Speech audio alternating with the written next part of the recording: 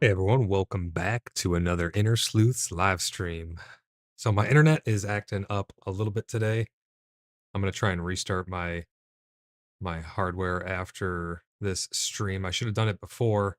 I have quite a few dropped frames. I was hoping that, it's definitely been way better than it was. We got all the noise taken out of the line. I think I'm gonna have to switch over to my own modem, which is gonna mean a bunch of headaches for me because Comcast doesn't let you use your own hardware and still get unlimited, and I'm gonna have to do all kinds of hoops in order to have the bandwidth I need. But that's not your problem, and that's not why you're here. We got a lot of news today. Honestly, more than I thought we were going to have, which is a good thing. I thought we were going to have just a bare bones patch with mostly hot fixes and two main additions, being the signs and the leather drop fix, but we actually got a lot more than that. Some of it good, some of it some people won't like, but it's still good, and others some people may not like. I also know of a bunch of shadow patches.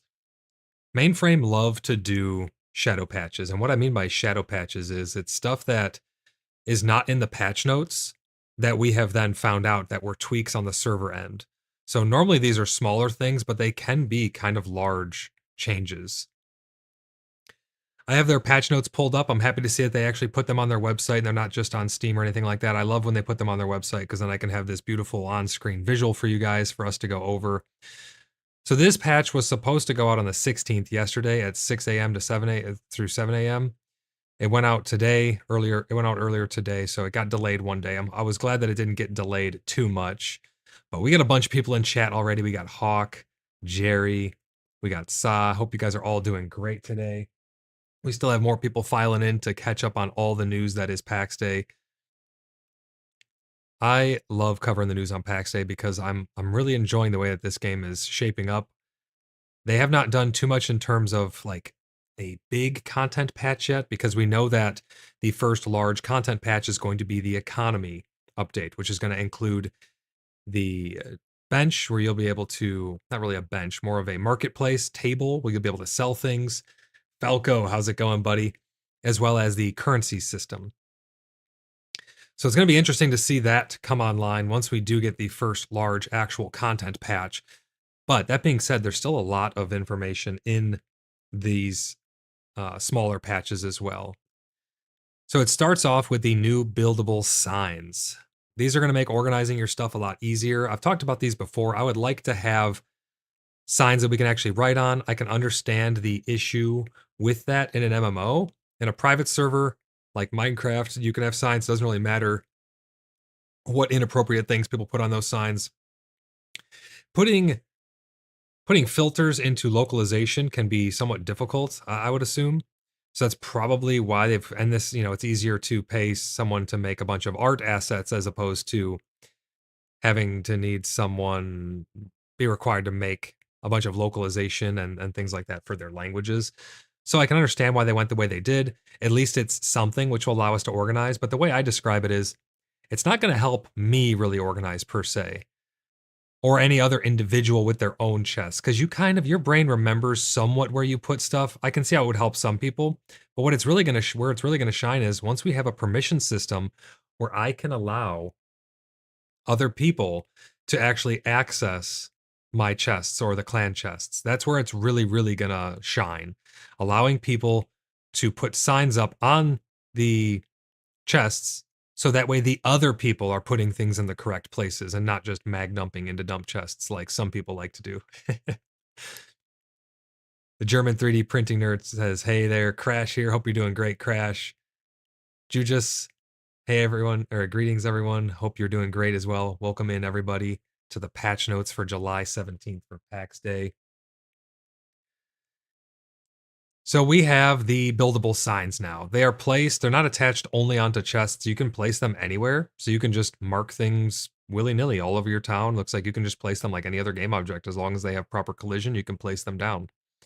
One of the other new things is by pressing F while holding a building piece in construction mode, you can now cycle through the snapping points of the building piece. I've not tested this yet, so I cannot speak directly on this, but I'm definitely going to be messing around with this. This should hopefully help flesh out the building and make it a little easier to get it to lock to different positions. improved error messaging when the game loses connection to the building server and the player is unable to enter the game. So now we're going to get a little more information on these error messages, which is always great to see. Taz, how's it going? Welcome in, buddy. Because telling people why they're actually getting a disconnect or a crash or something like that is very important, in my opinion, especially early on, because people won't understand and they'll think it's just some broken crap when they need to help. It'll help them to submit their error reports or their bug reports. It'll help with the data collection, I think, and help the developers actually fix the issue as opposed to just having it slide under the radar. And you got to remember, we're approaching, we're on the cusp of 1 month of early access. We have a long way to go. There's going to be a lot of quality of life changes, a lot of bug fixes, a lot of tweaking of balancing and things like that. So we got a long way to go. It's great to see that they're caring about the little things like error messages, because again, that's going to really help us to dial in and help correct. We play a huge role in correcting errors and bugs and things like that. So when we know more, we can relay more.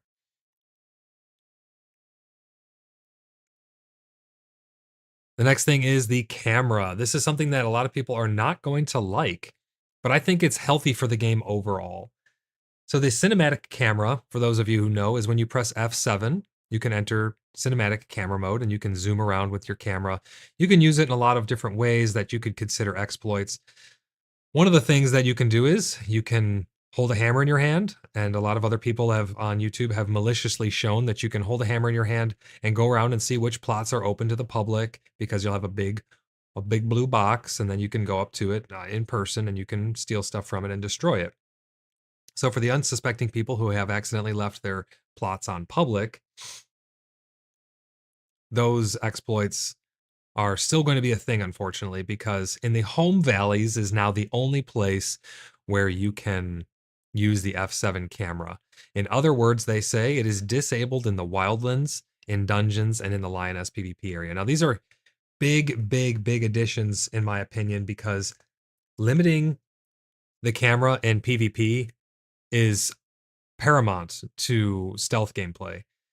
When people can just move the camera around and see where people are spawning in at, who's going where, you can basically have a scout on camera relaying then meta information over Discord to their friends where people are and helping them to hunt people down. And on an RP server particularly, this is terrible for the gameplay. So I'm happy to see that they've gotten rid of that exploit in there. It's a shame that people will use these advantages to exploit the system in order to gain unfair advantage, but that will always happen in games. So it's great to see these loopholes getting tied up. In dungeons, this one is pretty big for me as well, because being able to scout out dungeons, we've used this as well. I don't necessarily really think it's an exploit per se, but I guess it technically kind of is. Being able to scout out dungeons gives you information that your character would not otherwise be privy to, such as how many mobs are on that corner, where are we going to go in, and how are we going to hit the casters the hardest, the fastest, things like that.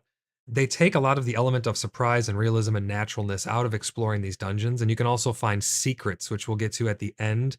The very end, we have some pretty juicy stuff, but it allows you to expose the secrets of the dungeons. I've not really talked about these yet because I wanted it to be more of an organic thing for people, because I'm not trying not to ruin all of the mystique of the game as well. There's a lot of mysterious things that are popping up in the game, such as the ghost that we've had in town. We've had sightings of the flying water heater, also known as the wyvern, which we know about now, the griffin. Some people thought that my shorts on them were fake, but like those griffin noises were real, and that was a first indication. And the developers have said, do not be surprised if mystical things start popping up in random corners of the world without being on patch notes. So I hope that they continue to do that. Mainframe, please embrace the mystique of this game. Secret World was one of my favorite games that was ever released, not because it played well. It didn't play particularly well, in my opinion. The combat was clunky. It was just, the playing of the game was much worse than the actual mystique, but the lore behind it and the world, the way it felt, the living mystery, the way the quests worked, it had such a great feel in that regard that it's definitely a very cool game, in my opinion. Do I recommend it nowadays? Not really, because it just plays so terribly. But the idea behind it, it was awesome idea, and I really, really like that. I'm gonna unpause Tangia just so we can have, if people want to push Tangias while we're talking about this stuff, this is perfectly fine. So I'm gonna unpause Tangia. Anything that's queued up will then go ahead and play. Also, before we get too much deeper into these patch notes, if anybody is out there and they're seeing how much fun we're having in our community and how great everybody has been, if you guys are wanting to join an awesome community of gamers and people who just like to enjoy each other's company and hang out, please type !Discord in chat on YouTube, and it'll pull up a link to take you over to our community. Our community is the Cheeky Buggers United. It is a mature group of gamers and friends who like to just hang out and enjoy each other's company. We're not just about PAX Day. We have a ton of fun doing all kinds of stuff and even just shooting the shit over on Discord, having a good time and enjoying each other's company. So if you'd like to take part in that, please head over there. Even if you have no intention of playing PAX Day, or if PAX Day is all you play, please head over there where there's a bunch of great people. I'm sure you'll find it very accommodating and friendly. That being said, as many of you know, we do have a clan in-game, the Order of the Blood Brothers.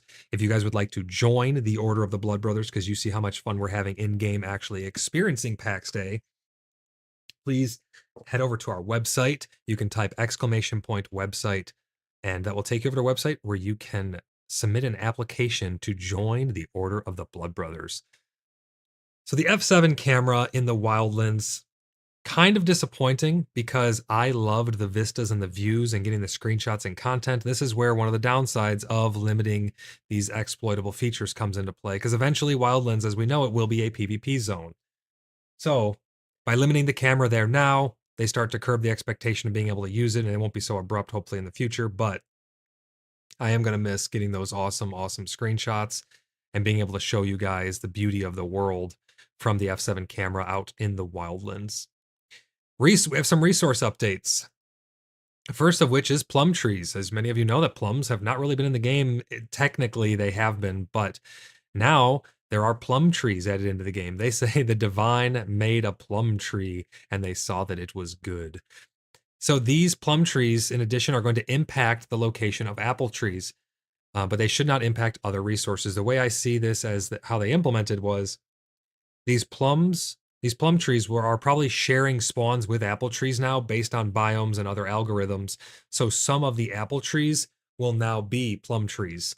They may have also added new spawn points, because I've noticed, we're going to get into it down below, they've actually changed some stuff with more of the spawn points, which is making keeping the interactive map up to date very, very difficult. That being said, I think this is a great addition. The more variety we get into the world, the more resources that actually have use is going to be very, very good for the game in the long run.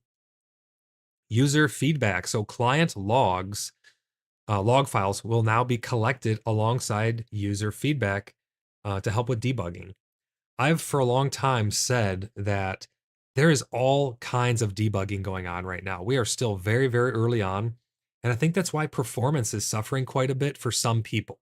If you delete those shader files or the video files, the video settings files, .sav file like we've talked about before, there's instructions over on my Discord. It's pinned on how to delete that file. You can sometimes double your FPS, which is great. But I think that file, when you submit a report, is sending data with it, just like these logs are.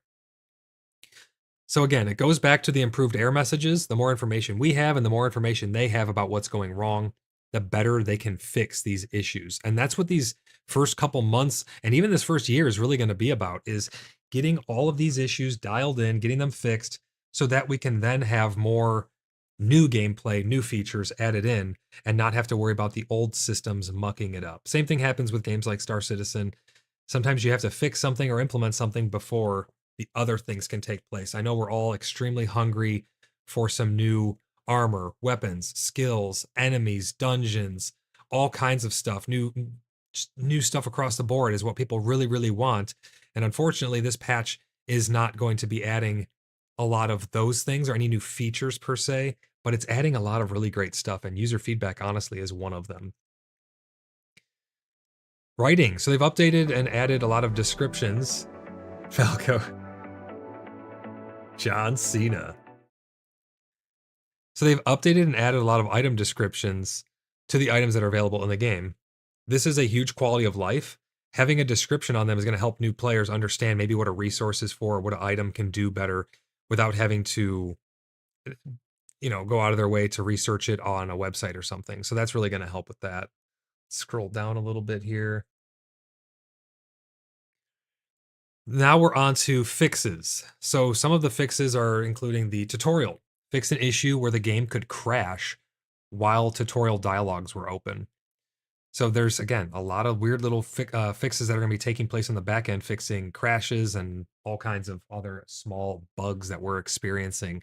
So that's great to see, especially for new players, which is going to be important going forward, is having the new player experience be very smooth and fluid. If the new player experience is off-putting and harsh, a lot of people are going to get turned off by it, and it's going to make their initial, because you can tell within the first couple minutes, first couple seconds of experiencing something, whether you're going to enjoy it or not.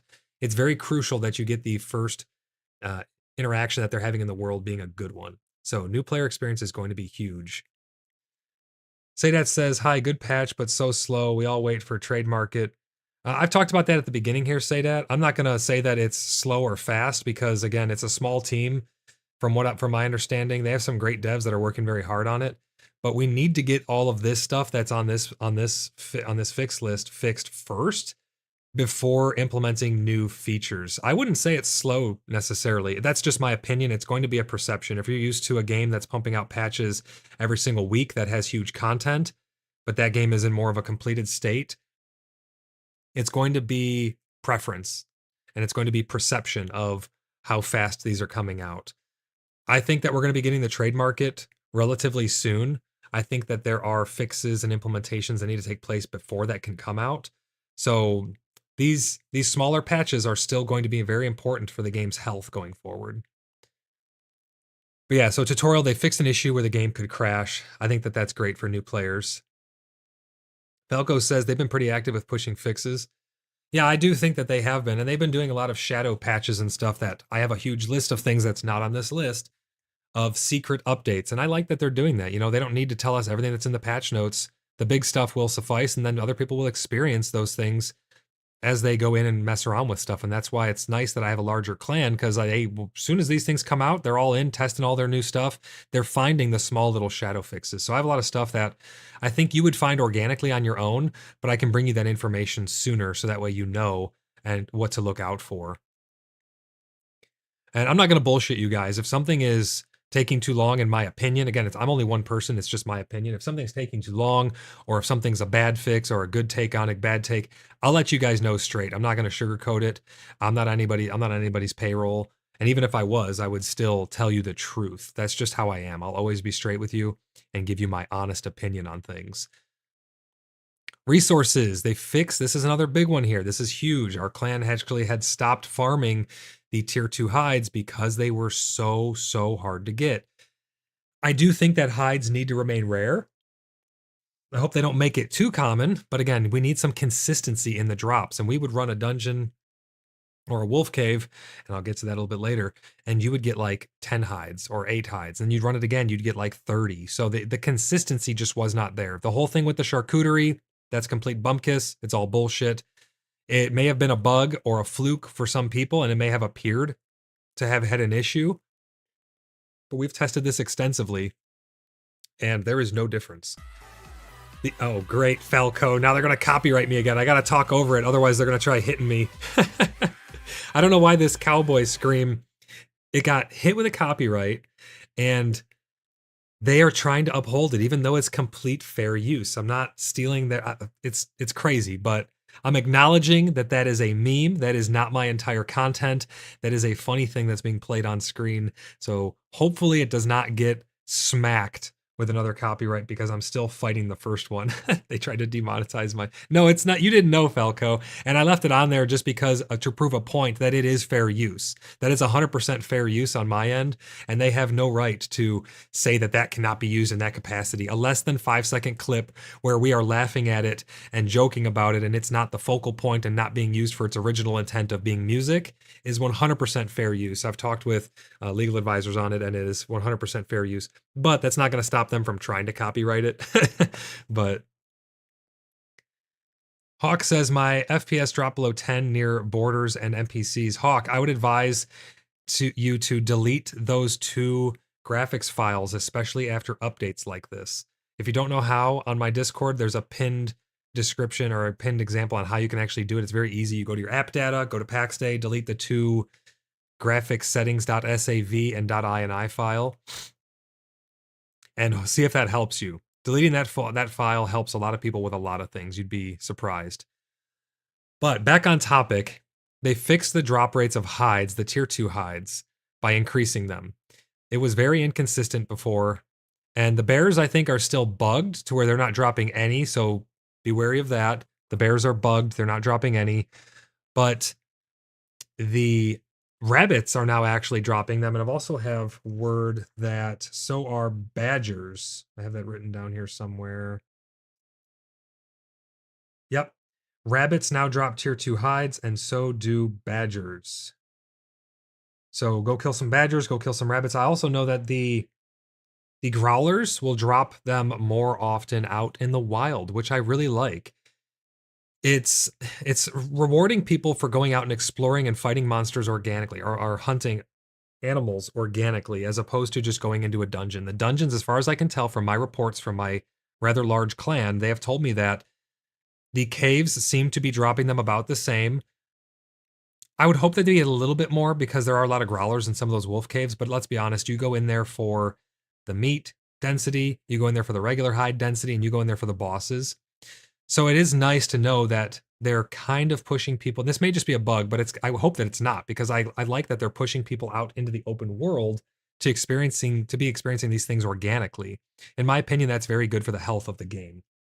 But that being said, you should have a much easier time getting these hides. I have reports that they're flowing in much, much faster, which is why I got my leather working up to the point it is. Now I can collect these orange hides more easily and continue my leather craft. But yes, they are coming from rabbits, among other animals as well. Fixed an issue where wool resource mesh was causing client performance issues. So if you were one of the people who was having that issue with the wool resource mesh causing that lag for you, hopefully that is now fixed. Prime hides. We have many tier 4 hides. They're removed from the game because they're actually not even used yet. So we were just stockpiling them, trying to figure out what they were going to be used for, but they've been removed because it's too soon for them, according to them. Templar says, after you do the settings, go back to default. Just know that. Gotta change them back. So yeah, it will reset your settings in game. So bear that in mind. Thanks, Templar, for sharing that. Building. Fixed an issue where props and crafters could get into the broken state, becoming invisible while still having collision, or not adequately being destroyed with no resources being returned. This should be fixed now, but let us know if it's not, they say. I've noticed this. I don't know if you noticed on stream a couple times. I would place something and it wouldn't actually exist. It wasn't there, but its collision was. Well, how I fixed that was enter back into crafting mode and hover over it with an item like you're trying to place it in its place, and it would fix it. So it wasn't a huge issue, but it's nice to know that that is now fixed. Hopefully fixed, that is. They also fixed an issue where some players with some specific settings were able to change other players' chests' privileges. We can't say more, but it was a nasty one. So there are bad actors out there in the community, like in every game, who want to see other people suffer, cause them grief, and be trolls. They were abusing. I don't talk about things like this often because I don't want to tell people how to do these things. But there were people who were able to change the privileges on chests, and they were then gaining access to their chests. And early on, they were doing it with plots as well. But that being said, that should now hopefully be fixed. I'm not going to tell you how exactly it operated. One of the exploits, I will tell you how it's operating because it's confirmed fixed. There may be another loophole around it, but I'll talk about that at the end with our shadow fixes.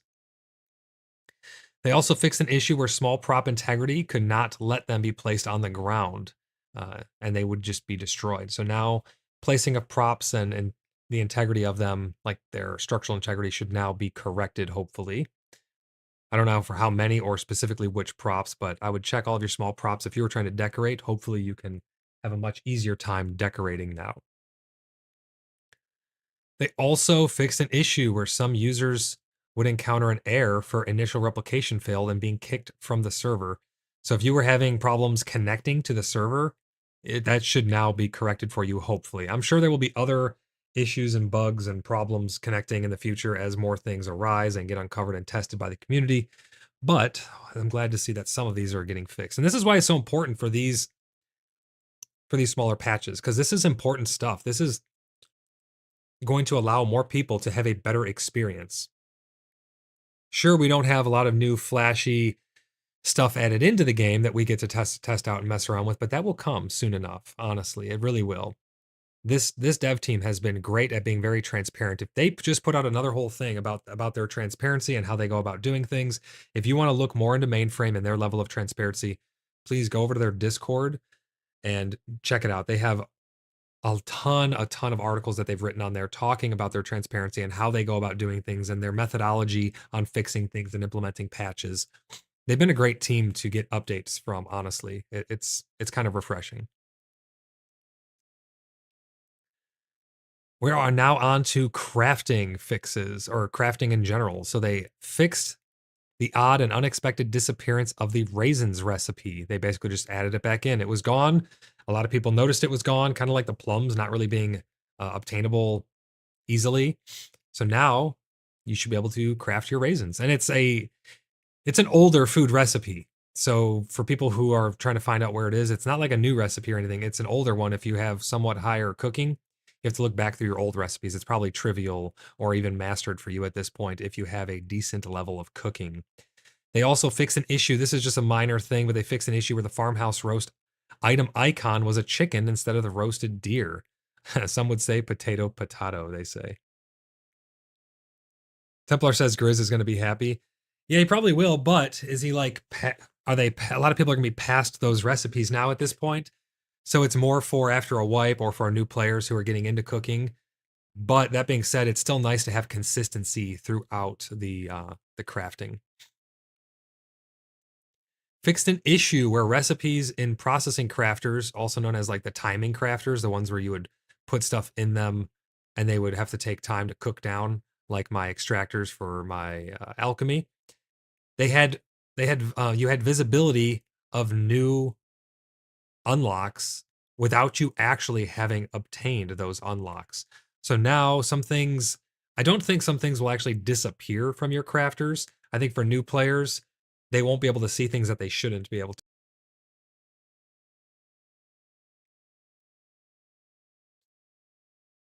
What else did they add here? Let's see. Fix some inconsistent names in the leatherworking table.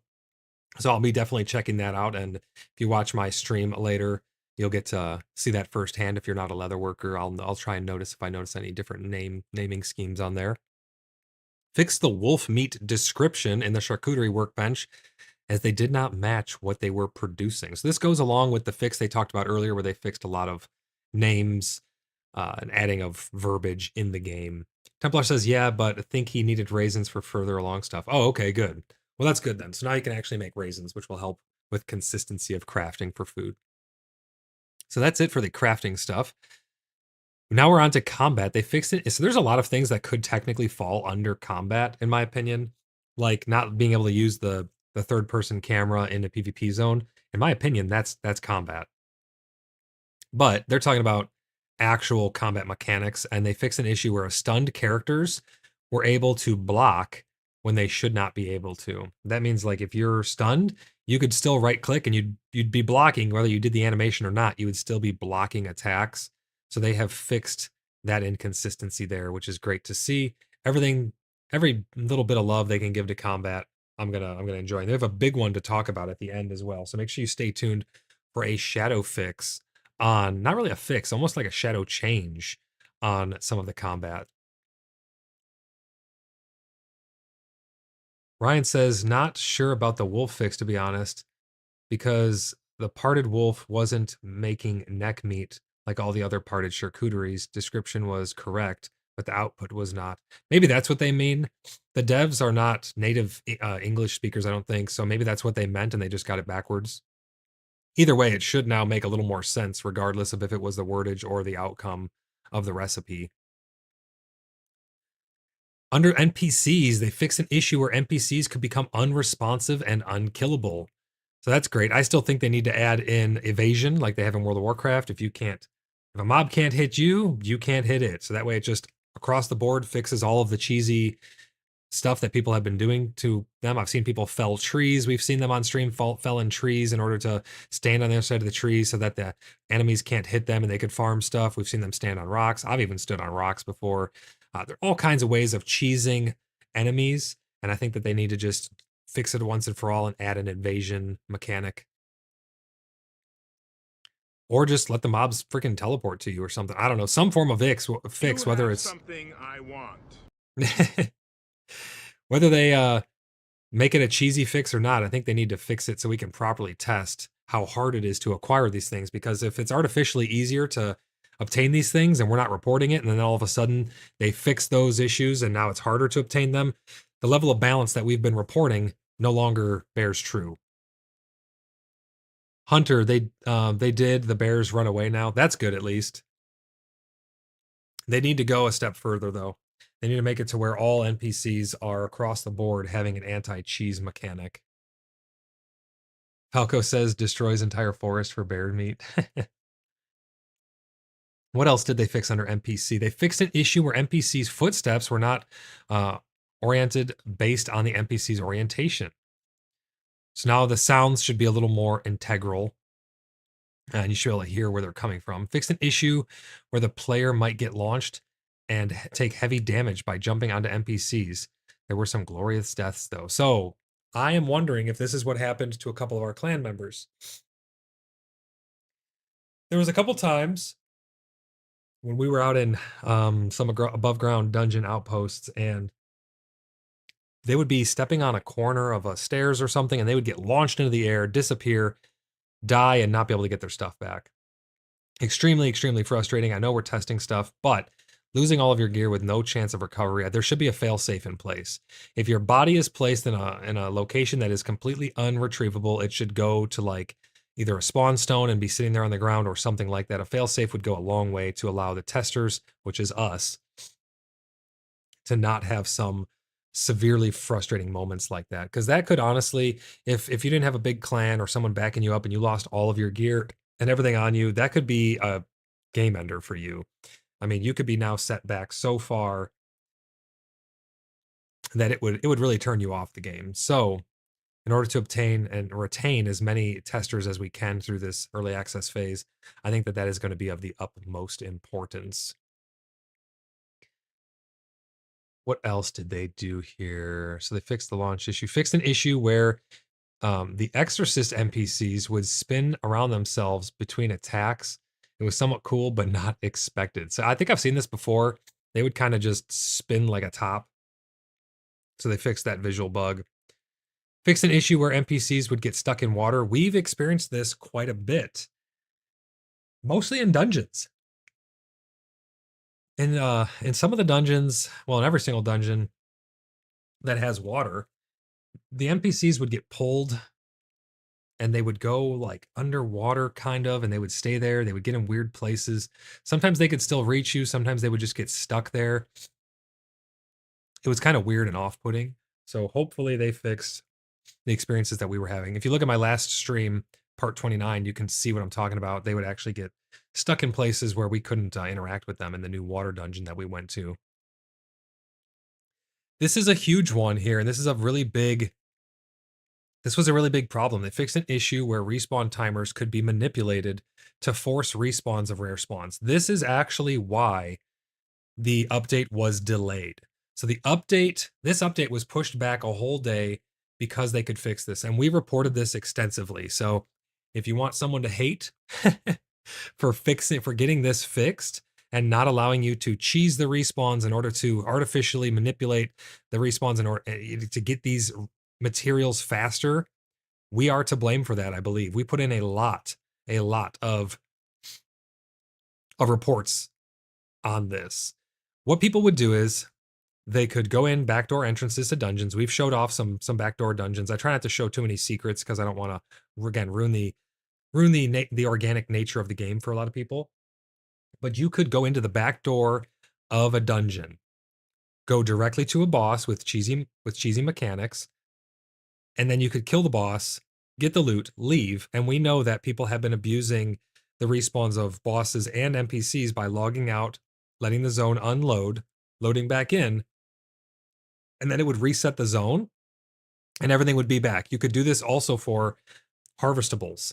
So if that still, it might still work for those things, and I regrettably am telling you about it, but I think it's important so that other people can report this issue. I think there's more people who would want to report it and get it fixed than people who would just want to abuse it. Abusing things like this in early access means nothing. You're going to lose everything after the wipe. So get it fixed, get it dialed in correctly. So that way we have a better product when it comes out. I know there's lots of people out there who want to see PAX Day fail for selfish reasons or whatever it may be. I think it's going to be an arduous journey getting PAX Day to come to live. I really do. The devs have their work cut out for them. I think they can do it. Maybe that's just my optimism within me, but I'm going to be covering these updates all along the way. Whether it takes 3 months to get updates out or not, you can count on PaxCast. I'm going to be covering this stuff. Whether gameplay slows down or not, PaxCast will remain, and I will be keeping up with the news. So if you want to have all of the up-to-date news as fast as I can get it to you, and not just what's in the patch notes, but the shadow stuff, which is always going to come at the end, because you guys got to stick around till the end to get the juicy bits of the things that we figured out. And a lot of this stuff you can figure out on your own, but make sure you subscribe so you never miss these updates. That being said, there was a huge issue with people abusing this. They would go in the backdoor entrances. They would then kill the boss, get the loot, get out, wait a minute, go back in, kill the boss, use these cheesy mechanics, get the loot, just stacking this shit up. And it's like, I get it. You want to get the stuff so you can progress, but abusing mechanics to that level is cheesy. I don't condone it. I think it needs to be reported. So everybody, if you notice stuff like that, please help us make the game better. Help the devs out. Help everybody in the community out. Report these problems so we can get them fixed. So hopefully they have shored that up, because that's a big deal. Teleport. They fixed an issue where teleporting to the home shrine while in another province teleported the character to the shrine's coordinates in the current province instead of their home province.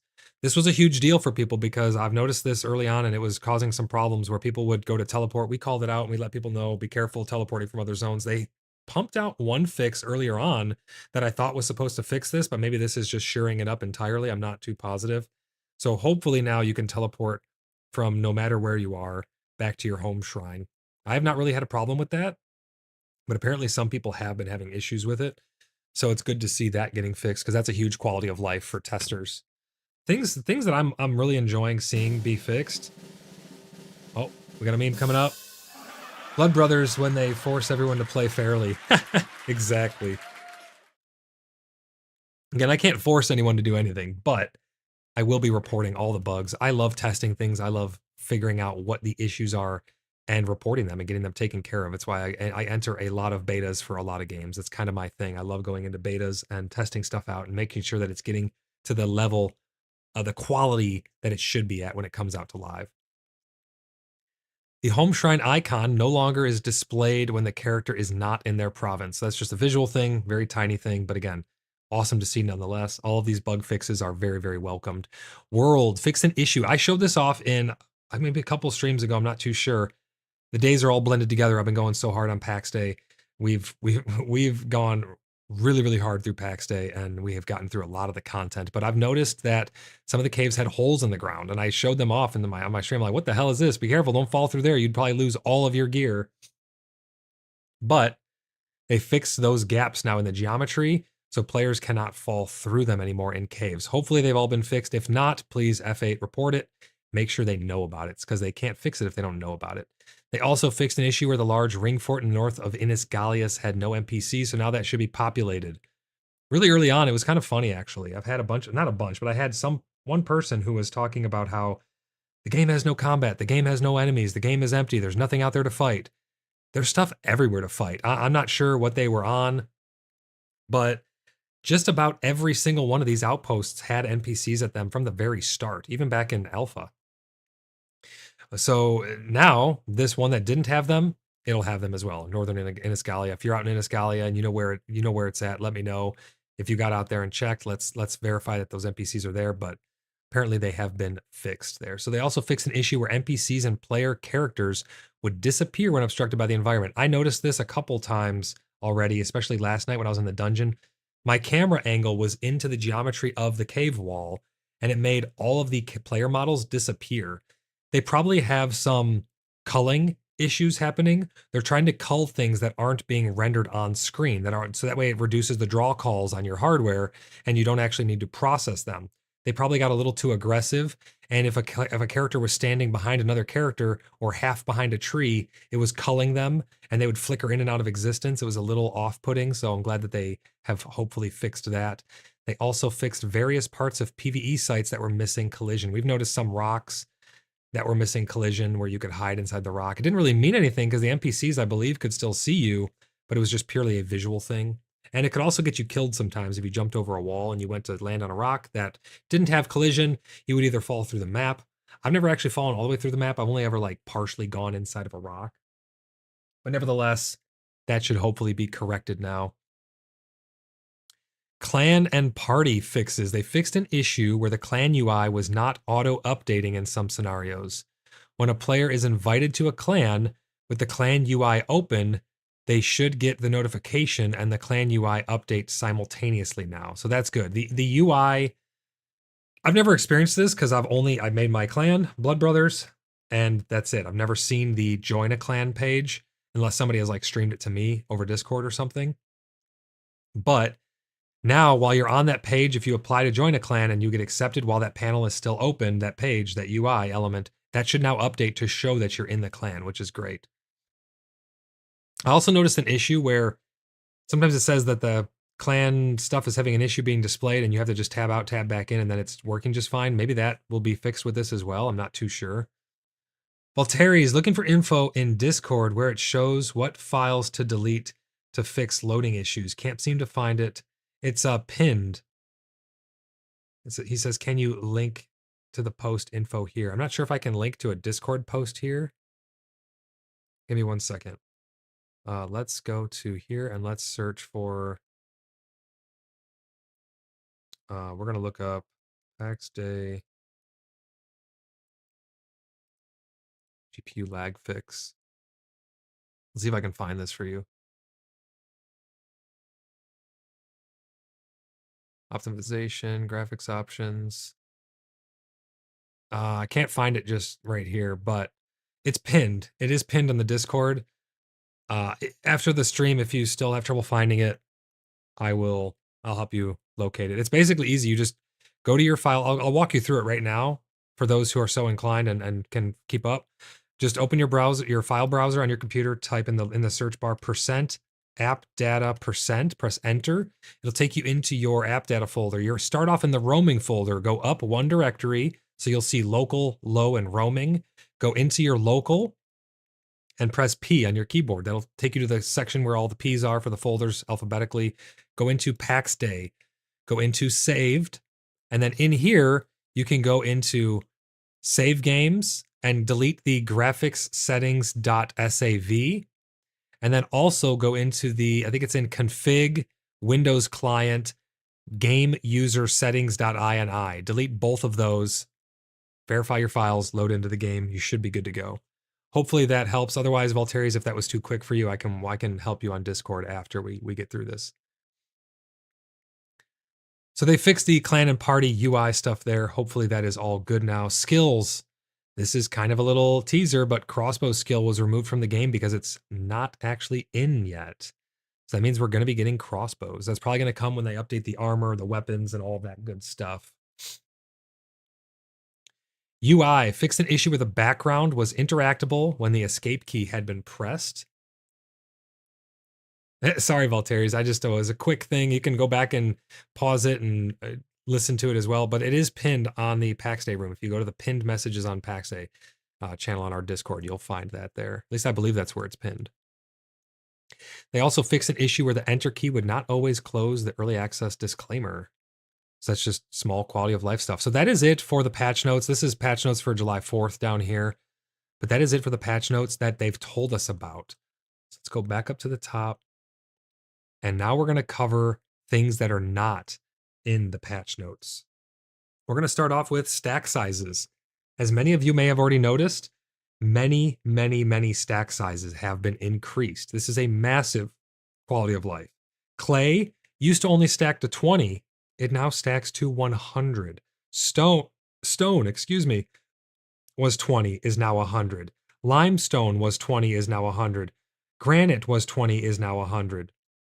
Flint was 20, and that has been increased too. I don't know the exact number it goes up to, probably 100 as well.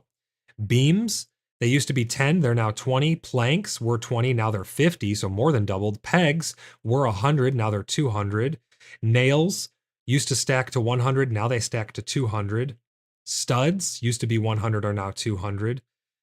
Tons and tons and tons of stack sizes were increased, which is awesome because I went into the clan chests and I collected all the clay and stone. It went from like 3 chests down to like a quarter of a chest. It's unbelievable, the amount of space that we got back. Plum trees, as we talked about, were added. Rabbits, we know, now drop tier 2 hide, so do badgers. So the badgers was kind of a shadow patch thing. They didn't really tell us about that. But all of these stack sizes, there's probably more that I don't have listed here, but they were not listed. They're mostly building materials and crafting materials, it seems like. They were not listed at all in these patch notes. So these are what I'm talking about when I talk about shadow updates. Raisins we know about. Here's a huge one. You can no longer use Mesmerize or Pacify in PvP. Big change. I feel like this is a good change because it was being abused. People would mesmerize, fireball, let you burn to death. You would just burn to death. It was terrible. They were abusing the system. Same with the F7 camera, being able to zoom around. That was terrible. You should not be able to abuse these things in PvP. It's frustrating enough when you lose to the environment, but especially in an RP server when people are abusing these things, it's not a good experience. So I'm very happy to hear that all of these have been fixed. Templar said I sent it to you on Discord, Voltaires. So check out your Discord. Templar has sent it over to you. Thank you very much, Templar, for doing that. Here's one that people may not like right off the gate, but this could mean a couple of different things. Some of the clothing colors have changed once again. As you know, the dresses all had their colors changed before, and Sa and several other of the females were upset by it because they liked the colors the way they were. They grew accustomed to them. I think eventually we will have dyeable clothing in game. I could be wrong on that, but some of the flowers flavor text alludes to having dyeable clothing. That being said, they have been updating a lot of the dyes now, or the colors of clothing. This could be a good thing though. If they're getting these clothing items to what they want them to be as their baseline, this could mean that we will be able to dye them in the future, or it means that we're not going to get dyeing for a long time. And they want to get some variety of color in the game. I'm not sure which. Hopefully, we're getting dyeing at some point. This is proof enough that they can change the colors probably pretty easily of items. Sa said they gave me dark lipstick, my lord, I protest. Yes, I also heard that they changed the colors of lips and some other shades and light. I heard there's some other lighting effects that were changed as well. They seem to be changing a lot of stuff with the lighting engine. I want to check out nighttime, and I want to see if they changed anything with the moonlight because it was a little wonky there. I hope they brought back the atmosphericness and the darkness of the nights and that little more of a blue hue. I really enjoyed that. It made it feel very mysterious. Here is a huge bit of information for everybody. The combat is line of sight based. What I mean by that is some of the like regular attacks and stuff, you're swinging through player models. So you can hit things that are stacked up, but you can now block poison with a shield. The tricksters, the acolytes, the deceivers, all the magic casters from the Zebians, they can do poison, AoE mass poison. They would shoot out like a ball. This presumably would carry over to their heals as well, because they shoot out like these little magic balls and they would hit you and then it would spread into a poison and makes that crazy whoosh noise. If the people in the front who have shields block that poison bolt as it comes out, the AoE poison will not go through. It will be blocked and absorbed, and it will not affect your party. So you actually have not really a crowd control, but you have a mechanic now. This is where I'm excited to see how the combat's going to shape up. I hope they keep going down this physical path because now you can actually block things like this. Presumably, you can block the acolytes from healing as well. If you stand in front of them and you block when they shoot out their healing bolt that hits you and then heals everything around them like a leech, you should presumably be able to block that as well. I've also been hearing reports that they've made the poison and potentially some of the other spells more bright at night. So I don't know if this is they actually individually changed the color scheme of the spells themselves, or if this is a shading or lighting change. We'll have to test out a little more to see, but it's kind of cool to see that they are actually tweaking these shaders and that you can actually block these things now. It has also been brought to my attention that you can no longer cheese the trees to climb up into a tree anymore. There's probably still some way to go about doing it, but for now, the initial tests are proving that you can no longer glitch climb a tree, which is great for RP. It's great for the balance of the game. You can't cheese as many things. And we had people who were hopping on top of trees to AoE chain pull mobs to our group to try and get us killed. They were trying to grief and troll us, so they won't be able to do that method anymore, at least. One of the other things that's been brought to my attention is the caves. I talked about this a little bit before, but the cave spawns of the special hides, the tier 2 hides, those are actually not increased, if a whole lot, if at all. I'm not sure. I'd like to hope it's a little bit increased in the caves. But again, going out in the world, killing the growlers, and the bears are bugged right now, but killing the growlers, the rabbits, and the badgers, that's going to reliably yield you more tier 2 hides, but not in the caves. We have not tested the wildland wolf caves. Maybe the wildland wolf caves, those wolves will drop more. I'm not too sure. But this is good news because this means that they can distinguish between a regular wolf spawn in the wild and a regular wolf spawn inside of a cave den. There is some metadata attached to that that allows them to distinguish, which means that they can fix and change a lot of things in the future that may arise.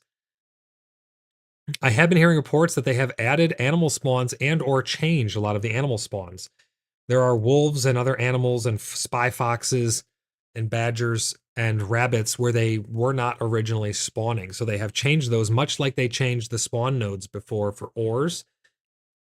That has now carried over to the animal spawns as well, which is great to hear. I love that they're shaking this stuff up, and we can't, as much as the interactive map is nice, it takes a lot of the mystique out of the game. I like when they're keeping us on our toes like this and balancing these spawns. I have also heard reports that ore spawns or density of them has been increased. So you should be able to find more, at least tin and I think iron in a lot of places. The last thing I want to talk about is, and this is kind of, I don't want to ruin anything for you. I'm not going to show you just yet. Maybe in a stream we may explore these a little more, but I haven't shown them on camera yet. There are secret rooms in dungeons. Now, I'm not going to tell you which dungeons. Maybe it's all of them. Maybe it's not. We'll leave it a little open-ended there, but there are secret rooms in dungeons that have majestic loot piles and maybe some other secrets that may come about in the future. But these rooms are kind of hard to find. So keep your eyes out. If you can't get into dungeons, the Order of the Blood Brothers, once the economy system comes online, we've already been kind of doing it, but we have a mercenary guild within our clan that will assist with running through dungeons. So if you're on US East Danu RP and you don't have enough people to clear dungeons reliably, we will be arming and outfitting our own clan first. But that being said, we have been collecting gold bars and other rare materials to help people go through dungeons and get the items that they need. We're trying to help out the community who is smaller, the guilds that are clans that are smaller than us, maybe solo players who want to be able to get through places. We are starting up a mercenaries guild within our clan. That being said, we are also starting up, we're starting to get ready for the trade to come online. We are starting to spool up our trade district, which is going to be a traders guild within our clan as well. That's one of the really cool things about having a large clan is we can have people who really like certain aspects of the game and they can really lean into it and they can earn titles and ranks and things along those lines within our clan that will allow them to better the clan and themselves and the community. So that's a couple of the things that we're working on right now. I also have added a section on our Discord. It used to be called like Trade District. It's now called Bounty Board. The Bounty Board used to just be for people who are seeking or offering certain items. Now it is for quests and such as well. So if you have a quest that you would like fulfilled, you can put it up on there. Make sure you use the correct tags on the Discord under the bounty board. Use the correct tags for what it is you're trying to do, and then mark it fulfilled when it's fulfilled, so people know that it's complete. But that is a pretty cool thing that we've been spooling up so far. Is once we get the economy on board, we're going to be able to really lean into the whole. We are a band of brothers and sisters bound by common cause, and we don't have royalty. Again, we don't have royalty. I'm a grand marshal. I'm not a king, right? So that's going to be a lot of fun to interact with the people around us, help other people out who are smaller clans than us or solo players be able to get some things that they may want in exchange for either product, goods, or eventually currency, which is ultimately what we are going to be after, is getting as much currency as possible, stockpiling it just for fun, even if we don't even spend it, just for fun. That being said, that draws this episode of PaxCast closer to the end. There's not much else I can think about. Templar says, yeah, our path for clay and stone has now a ton of tin and iron spots too out west. Oh, okay. We'll show that off on stream. I like to show off my loops and help people be able to find the resources that they're looking for a little bit easier. If anybody has any questions about PAX Day, about our clan, about our community of Cheeky Buggers United, or about, our clan and game, the Blood Brothers, the Order of the Blood Brothers, please don't hesitate to ask. Join our Discord. Tons of great people on there. Go to our website, submit an application. We are more than happy to play with anybody and everybody out there. We have a bunch of great people who have joined so far. You notice in the top corner, we're getting closer to 600. We are on the cusp of 600, which means we are ever closer to our 1,000 sub goal. Once we reach 1,000, we're going to be doing a subathon where several hours will be put on the clock. And every tip, donation, interaction on Tangia, gifted membership will draw us nearer to a 24-hour stream. I don't know if I can make it to a 24-hour stream. I don't know if you guys can make it to a 24-hour stream, but we can try, right? And I will be doing some charity streams in the future as well. I want to be able to help out the IRL communities that we all are a part of, as well as the ones that are in game and virtual. So we're going to be doing some pretty fun stuff in the future. Stay tuned for all things Inner Sleuths. Pending any last minute questions or concerns, that's going to wrap up this episode of PaxCast. Worked out perfect, right around an hour. And this wasn't even a big patch. So some of the patches in the future that are adding a ton of content, they may go over an hour, but that's okay. I think everyone is enjoying getting the content. I'm probably going to be starting up. I know what I have to do, but I don't know if I have the strength to do it. Valco. We're at 1,300 out of 2,000 towards level 6 on Tangia Party. That's pretty awesome. I'm going to be starting up some streams. I don't know if I'm going to do Warcraft Wednesday or what I'm going to do, how I'm going to ease into it, but I am going to be covering the next expansion of World of Warcraft. So let me know in the comments what you guys think about that. I know some people have strong feelings for or against World of Warcraft. I like World of Warcraft's business model. I've been playing it since I was like 12 or 13 years old, and it has a fond place in my heart. I have a love-hate relationship with it though, because some of the expansions were terrible and some of them were really, really great. Dragonflight is definitely going in the right direction. I know this is a little off topic for PaxCast, but I want to keep you guys up to date with all things Inner Sleuths and what's coming down the pipeline. I'm going to be hopping into the beta to take a peek for myself. I have the early access for when the game goes live. I'm trying to decide if we're going to be on an RP server doing some more RP stuff, because I've kind of gotten known as the RP guy. I've never really RP'd in World of Warcraft though. Or we may just be a casual guild that does some PvE, some PvP stuff, a little bit of everything. That's kind of what I've always done in the past. At one point, I was in the top 500 paladins, retribution paladins for PvP, which was really, really fun. It was quite hard to get up that high. It's a hard community to get along with, but I am going to be starting up.